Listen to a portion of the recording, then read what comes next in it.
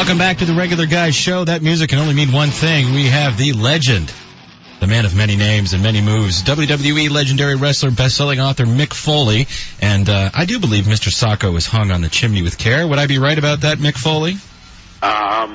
Yes. The Snakes interview, yes. All right. You are, but, you know, that music can actually mean two other things. What's that?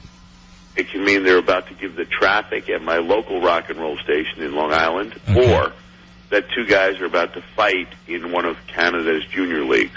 Really? So this is music? Yeah, that's true. The guy was so proud to tell me, like, he was the enforcer of the team. He's like, hey, man, we use your music to fight. I was like, what do you mean? He goes, you know, when we're about to square off, they'll play your music, and we'll go to center ice and do it. I was like, really like that? That's awesome. I like the music for traffic in Long Island. What city do you live in? Yeah, well, this is it's WBAB Babylon. I'm not here to give them a cheap plug, but so people hear me. They hear my music every day. So just want to set you guys straight. It can mean more than one thing. It can also mean it's time for traffic. That's right. Yeah. Exactly. And Mick, you just recently came back, I guess, at WWE, or you're back on stage. You came out and were talking about, it wasn't The Miz. Who was it that, it was about Jerry Lawler. Now, you were involved with that quite a bit? I wasn't, yeah. Well, I mean, I was watching at home when Lawler had the heart attack. And, well, I have you screaming that he had died or something? You know, his heart had stopped beating for several, he had no pulse. But you know, if you're going to have a near fatal heart attack, apparently the place to do it is at the announcer's desk. Yeah.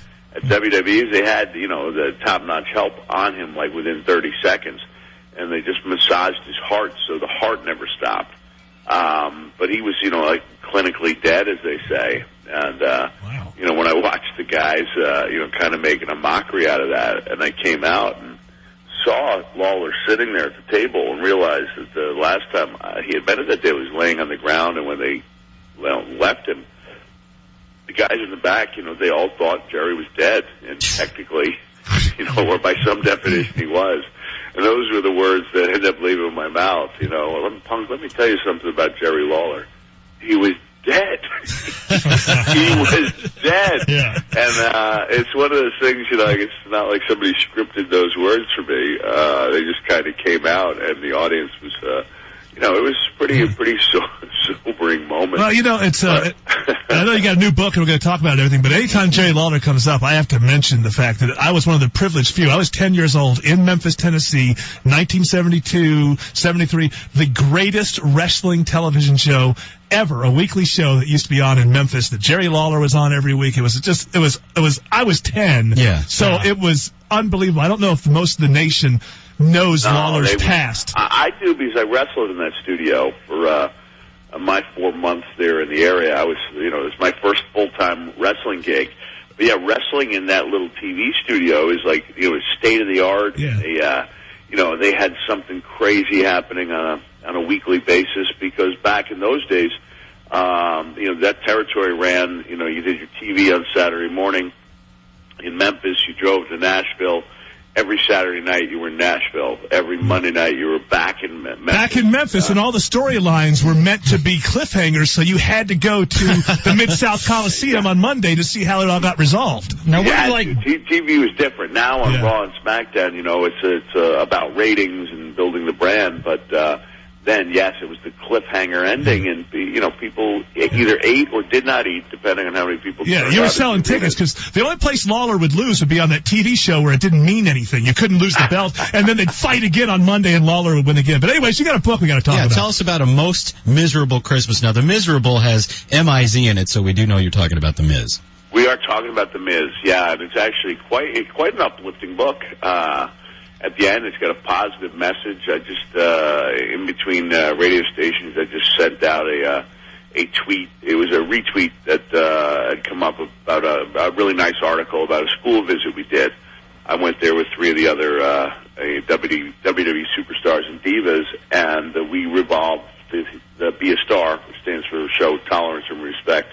We revolved that assembly around the book. And it was like, you know, Natalia was looking over me like, this is like perfect. It's like a perfect fit. So to have something that both encourages kids to read is fun to, read aloud or to yourself and actually discourages people from bullying, I think, it's, if you don't mind me saying, like, I'm pretty proud of it. I really am happy with the way the book turned out. So Santa shows up basically with, I don't know if Santa's there, but there's a kid who's basically a bully on his block, and a new kid shows up, and I'm hoping it all comes out to a wonderful, feel-good ending, but it's about dealing with this kid, right?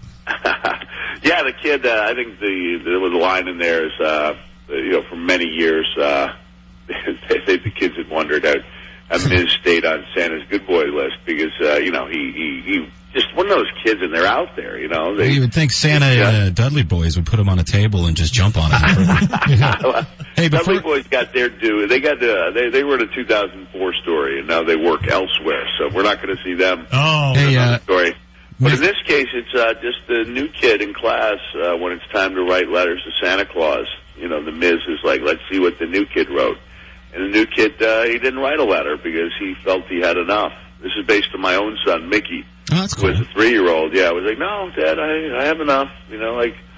Someone else could have my toys. I've got all I need. Oh, and that kid. strikes, and it was really touching. Believe me, in a year's time, he completely changed. Yes.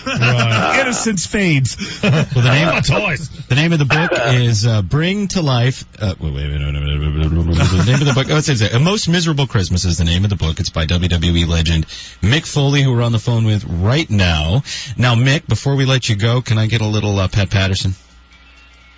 A Pat Patterson imitation? Yeah. It's not necessarily a good imitation. You just don't include the plural for anything. You say, I tell you, when the people see this, they're going to go absolutely banana. Thank you very much. The Regular Guy Show. Books available everywhere, I take it? It comes out today. Thanks again to Mick Foley. The book is out today, and again, it is called A Most Miserable Christmas, and you can pick it up in your bookstores or at Amazon.com. Coming up next. Yes, coming up on the news sprint, this Angus T. Jones does not want to be on 2.5 Men If you anymore. watch 2.5 Men, please stop watching 2.5 Men. TRG.